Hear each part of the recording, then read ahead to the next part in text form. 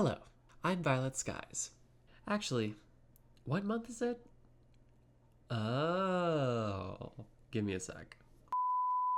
Good evening. I'm Violet Spooks, and welcome to the Halloween special. I'll be the first to admit, this video's topic isn't exactly spooky on the face of it. But maybe, if I commit to the bit hard enough, it'll work. So without further ado, please enjoy some Sonic lore that haunts me in the dead of night. Ah, Jesus, I didn't think there'd be actual lightning.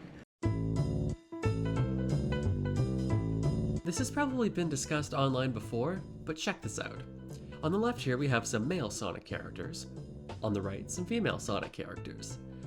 Notice the total lack of clothing on the guys? What, is masculine expression correlated to a lack of clothing in this world? I swear it must be, because look at Murder of Sonic the Hedgehog. The girls have full costumes on, but even when asked to wear costumes, not a single dude has pants on here. More exposed fur really seems to be seen as a dude thing. Hi, Future Vi here to correct my past self. It's not a dude thing, it's a mask thing, and we can see that from Murder of Sonic's own Barry the Quokka, being non-binary but in a masculine way, hence why they don't wear pants either. Man, I could make an entire video about gender expression in the Sonic series. Anyway, back to Past Vi. Knuckles and Shadow take this idea a step further, with Knux, butch fella that he is, letting his non-existent tits hang out as well as his conspicuously absent genitals. And Shadow? Well, let's just say, if he was human, I would feel deeply embarrassed at having had to look up these talk sprites for this video. For how often the series presents opportunities to talk about this next one, I think it's interesting that there isn't an explanation for it as far as I know. Is there any concrete difference between the rings we see scattered throughout the levels of every Sonic game to date, and the warp rings that transport the player to various places depending on the game? In the Paramount movies, the only rings we see are warp rings, and they start out as tiny coin-sized rings like the ones you collect in their dozens in the games.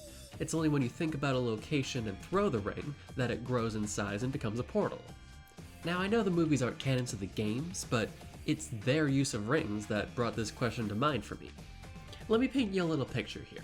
Say I'm walking down the street to 7-Eleven and I've got some rings in my hand with which to pay for my impending snack. And I'm thinking about how glad I am that I'm not in the middle of some haunted graveyard in Hell, Norway right now, as I often do when I'm on my way to 7-Eleven. If I happen to drop a ring on the ground mid-thought, do I just get screwed over by my own imagination? According to the Sonic film trilogy, it would seem so. In which case I'm going to have to be very careful about what I think about on the way to the gas station next time. There is no way in Hell, Norway this one's remotely canon anymore, but nonetheless I'd like to take you on this little journey with me. These here are some pages taken from Archie Sonic issue number 13, which also happens to be the first appearance of Knuckles and Archie, but that's beside the point. Here, we see Bunny Rabbit informing Tails that all these objects in frame are some of Mobius's 100 moons. That's 100. To put that in perspective, NASA's official website as of September 2025 lists Jupiter as having 5 fewer moons than Mobius apparently does. Honestly, I think the comparison to Jupiter is apt here, because these moons all look pretty big, considering how spherical they all are at least. If you look at Mars's 2 moons, they're not massive enough to coalesce into a sphere, but all of Mobius's moons, at least that we see, seem to be massive enough. Look at this one. This one even has its own freaking ring system. How absolutely enormous is Mobius if it can trap this many massive celestial bodies in its orbit? And on top of that, what kind of screwed up physiologies must all the characters have to be able to live on such a gigantic planet with its immense gravity? And to cap it off, here's one for the Sonic Unleashed fans. How do werewolves work on a planet with 100 moons? Finally, we have what may be the most baffling thing about the Sonic franchise to me.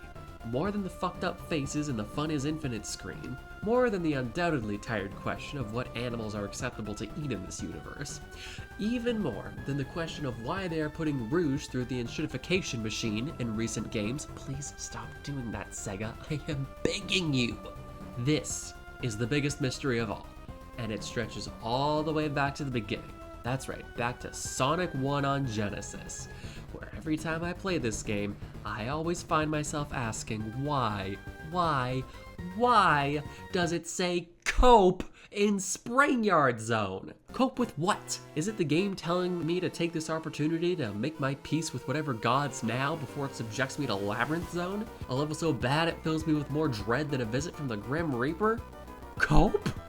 Yeah, well, you know what? I got a word for you, Springyard Zone. And that word is